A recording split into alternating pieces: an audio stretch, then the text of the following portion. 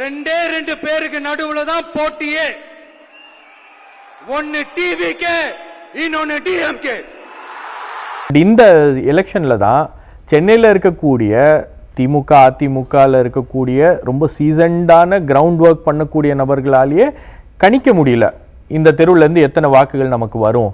ஏன்னா கடந்த முறையெல்லாம் பார்த்தீங்கன்னா அவங்களுக்கு வந்து அந்த எலெக்ஷன்ஸில் இந்த தெருவில் வந்து ஒரு 100 ஓட்டு இருக்குன்னா எங்களுக்கு வந்து ஒரு 40 ஓட்டு வந்துடும் 50 ஓட்டு வந்துடும்னு உறுதியாக அடித்து சொல்லுவாங்க. இந்த முறை அந்த வாக்குகள்லாம் வந்து மாறுகிறது. ஒவ்வொரு வீட்லேயும் வந்து உங்களுக்கு தாவேக்காவுக்கான ஒரு வாக்கு என்பது உருவாகி இருக்கிறது. அது நீங்கள் ஒத்துக்கிட்டாலும் சரி ஒத்துக்கலைனாலும் சரி அதுதான் ஃபேக்ட்.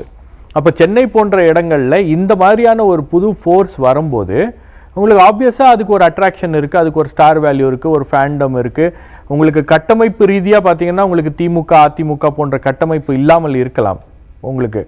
ஆனால் அவங்க வந்து ஒரு பொருட்டே கிடையாது அப்படின்ற அளவுக்கு வந்து பார்க்க முடியாது. அந்த அளவுக்கு அவங்களுக்கு வந்து அப்படி இக்னோர் பண்ணல.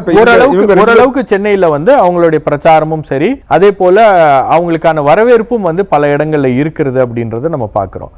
இப்ப அதே மாதிரி உங்களுக்கு வந்து பல பகுதிகளில் பார்க்கும்போது ஒரு விஷயத்த நாம வந்து கருத்துல எடுத்துக்கொள்ளாதது என்ன அப்படின்னு பாத்தீங்கன்னா தாவேக்காவுக்கு ஆதரவாக நடக்கக்கூடிய சைலண்ட் பிரச்சாரம், வீடுகளில் நடக்கக்கூடிய பிரச்சாரம், இளைஞர்கள் வந்து முன்னெடுக்கின்ற ஒரு பிரச்சாரம் இருக்கு இல்லையா. ஒவ்வொரு வீட்லயும் வந்து ஏதோ ஒரு வகையில ஒரு கான்வர்சேஷனை உருவாக்கி இருக்காங்க. இது வந்து இன்ஃப்ளூயன்ஸ் பண்ணுது. அவங்களுக்கு ஆதரவா மக்கள் வாக்களிக்க போறாங்களா இல்ல வீட்டில் இருக்கிறவங்க கேட்க போறாங்களான்றதெல்லாம் தாண்டி அந்த கான்வர்சேஷன் வந்து தாவேக்கா அப்படின்ற ஒரு கான்வர்சேஷன் வந்து ரொம்ப தீவிரமாக பல வீடுகளில் அந்த கான்வர்சேஷனை நம்மளால் பார்க்க முடியுது.